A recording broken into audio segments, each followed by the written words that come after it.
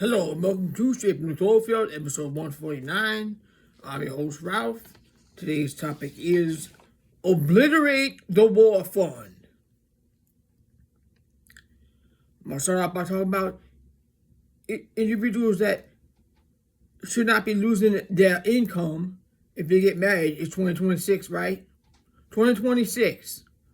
There are some individuals who will lose their income and livelihood if they choose to get married and who they choose to marry. It all ties into the war fund. Just wait. A DAC recipient. That means a recipient of Social Security disability who has an income based on their parents' work history because the individual is unable to work. Now, they cannot have a work history because they're unable to work. They need an income to live on. It's not their fault they can't work. They get back in their own way as best they can, but they're not capable of having a regular job that others are able to have. They're not capable.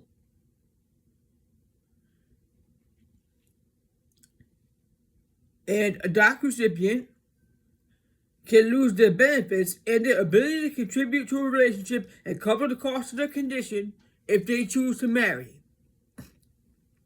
This makes them dependent on someone. That is cruel and unacceptable. They could end up being in a relationship or be married to somebody that is abusive, and then it's hard as hell to get back on your Social Security and have an independent income. They're in a bad situation. Or not. That don't give them the right to take somebody's income away, depending on who they marry. Every individual deserves to have an income that they can contribute with. That's like an employer saying, your spouse make such and such, so I'm either going to give you less or not going to give you nothing. So they can't make extra income. A DAC recipient getting married, they don't have an extra income to help with their issue. They don't have anything to contribute. They're forced, of that kind of family will be forced to raise a child on one person's income. And it's all about punishing somebody because they cannot work. That's punishing somebody because they cannot work. They said also that the DAC recipient could keep their benefit if they marry another DAC recipient. Oh, so now you telling somebody who they can and cannot choose to marry? What the fuck? That ain't right. And some recipients of Social Security don't lose their benefit when they get married. So why are you punishing somebody? That's discrimination. So we think about having a discrimination lawsuit because that is discrimination. Why are some recipients of Social Security able to keep or have less benefit? That's not right either. But why does somebody that's on a DAC benefit lose everything if they choose to marry somebody, whoever they choose to marry? That's a bad situation. You put a vulnerable person in another vulnerable situation. It's a bitch and a half to get back on Social Security if that marriage, God forbid, it don't work out. They stuck in a bad marriage, somebody have an abusive person. You put a vulnerable person in danger. Take away their independence. And a parent, a disabled adult child recipient, a parent cannot take care of them the whole life. Maybe they wish somebody that can help take care of them. And I looked into it. No, they cannot switch their disability to one that they don't lose it while they get married either. That's fucked up. That's archaic bullshit rulings. And they're going to say, oh, you can't afford it, right? They're going to say, oh, we can't afford to keep you a benefit. Can't afford to give people the health care they need. Can't afford. But yet, there's an infinite goddamn warfare on the murder children all over the planet. But you can't afford to take care of people that need help.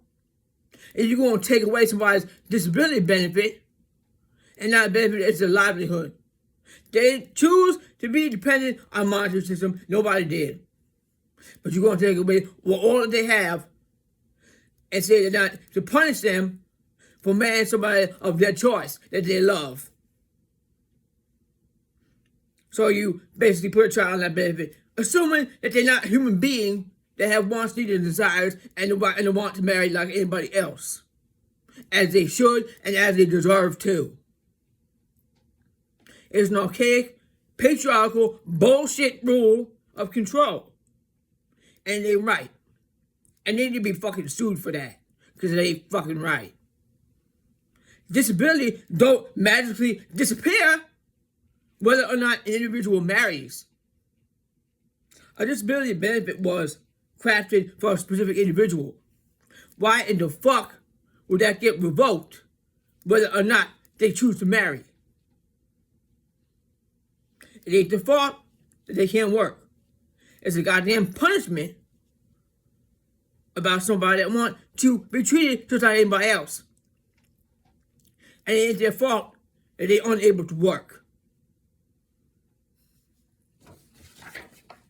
But there's plenty of money for the war fund, right? Plenty of money for the war fund. Well, getting somebody health care or keeping a benefit or they need a benefit, that's too much. That's fucked up. Instead of blaming one another or fucking picking on people that you think are taking advantage when you know the situation. Let's come together and fucking start asking real questions. Like, why is there an infinite war fund while people need food? While people get their income taken away and punished if they want to be with somebody that they love?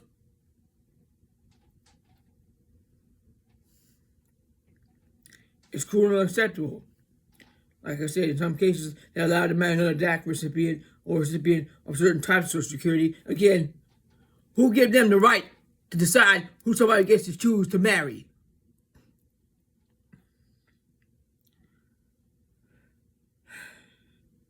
Like I said, not only does draconian policy withhold their right to marry, but bureaucracy gets to decide who they choose to marry.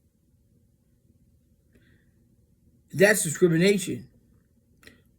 And what fucking century is this? Other stable Social Security systems get married and keep up decrease, which is also bullshit in the benefits, while DAC recipients lose everything.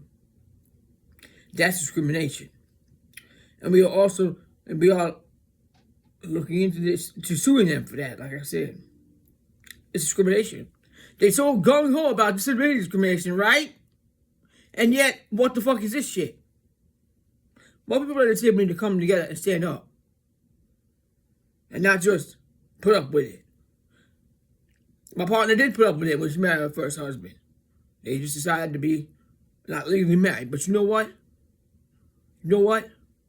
Somebody want to be, and the partner love them, and they want to be, and they never had marriage. They ought to be allowed to. It should have fought years ago. But people need to stand up and say this is bullshit. Because it is ridiculous that you need permission to marry and the fucking marriage papers are bullshit certificate anyway in the first place. But you know what? Things get hairy when there's issues like power of attorney. And you need to visit somebody in the hospital with illegally bullshit, binding bullshit. So, everything gets fucked up. And it's just easier if somebody legally married. There ain't no fucking splitting hairs bullshit. It's all bullshit, really.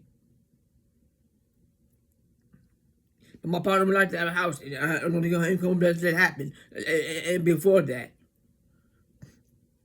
But it's not right. There people ought to have what anybody else can have without being held, without being fucking feeling bad that they can't. But my partner does do what she can do and give back. But even a DAC recipient that can't volunteer or not able to do that should not be punished if they want to marry somebody that they love. My partner busts her ass. Help her mother. She volunteers and do projects and help people as much as she can. You know? and actually laying around, doing what she can do. Took care of her late husband for 17 years to keep him out of the institutionalization system of corruption. So, saved him on that. But I'm saying even a doctor recipient who can't do all that should not be punished for not being able to work. My partner can't sit or stand for a long time, periodically. So, people need to take into consideration.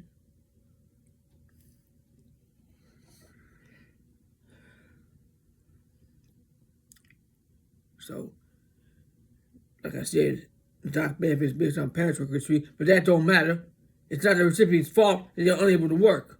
Why are they punished for that and not free to marry without losing the ability to contribute? Not free to marry who they choose without losing the ability to contribute and have an independent income for their disability benefits. Disability status doesn't change whether or not one is married. Benefits are based on disability. Also, if there is a marriage problem or abusive situation, it's a bitch and a half to be applied for Social Security, like I said. No security blanket, no parachute, just a free fall to hell for a vulnerable citizen who did not ask for a disability. This is beyond cruel to do to somebody. An individual is also not allowed to marry, or allowed to switch to a different benefit that doesn't get taken or gets used that they choose to marry, like I said before. This is no different than an employer who decides to give someone less or nothing at all because they say that their spouse makes enough. To deny a disabled person from marrying who they choose with a lifeline loss is cruel, inhumane, and downright discriminatory. There's a bill about it festering in the sewage of Congress, but we're not about to beg genocidal, pedophile, self-serving Satanists for our dignity. We're working on a case. Obliterate the goddamn war fund. Vulnerable individuals will keep the lines, I'm not reading this straight. I said, obliterate the goddamn war fund. Vulnerable individuals will keep their benefits, marry who they choose to, and receive the 24-hour home care that those of them who require to live independently. I'll fight for that too. Everybody needs 24-hour home care should be getting it. Nobody should be institutionalized. Everybody should have the opportunity to live independent living. That's bullshit too here. We have suspicion, lots of suspicion. We're looking for somebody to help us out because we really feel that people with severe mobility issues are being excluded from renting here. And it ain't right. We're going to look into it. They claim it's not that way, but our observations prove otherwise. It's really limited living availabilities for people with severe mobility issues. And nobody should be in an institutional setting, nursing home setting. Everybody should have the opportunity to have their own living space with their own personal shower, rolling shower, and the 24-hour care that they need. Everybody have a right to live in a dignified situation. Especially young adults who really have trouble because there are more independent living facilities for seniors, and young adults with mobility impairments have very, very limited living options, independent living options. And they deserve to be able to live independently.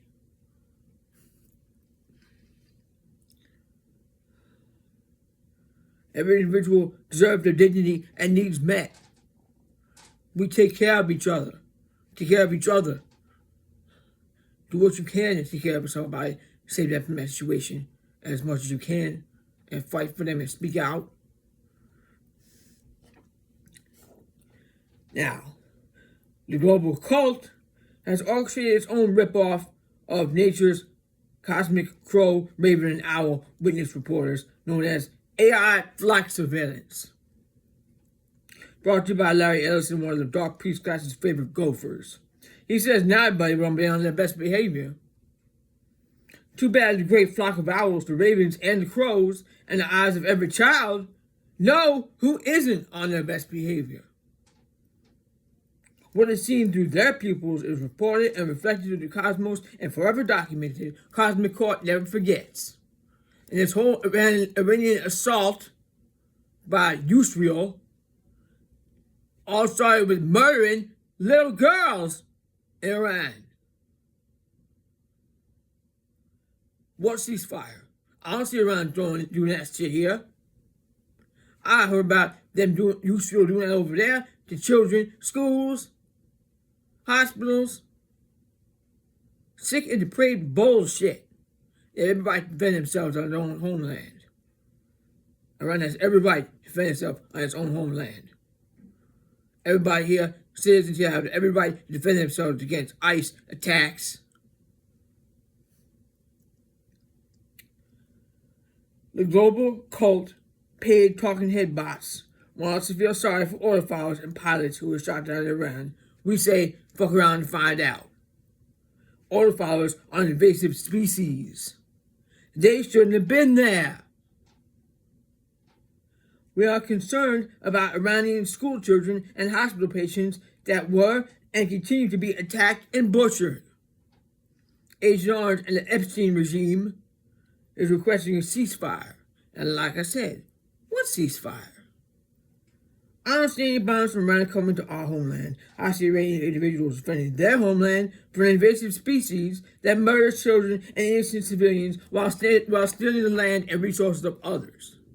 No more war. No rulers. Protect every child on this planet. Not America first, not Israel first, not Saturn first.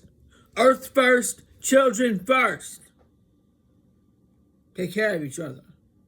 Thank you for listening, and I will see you on the next one.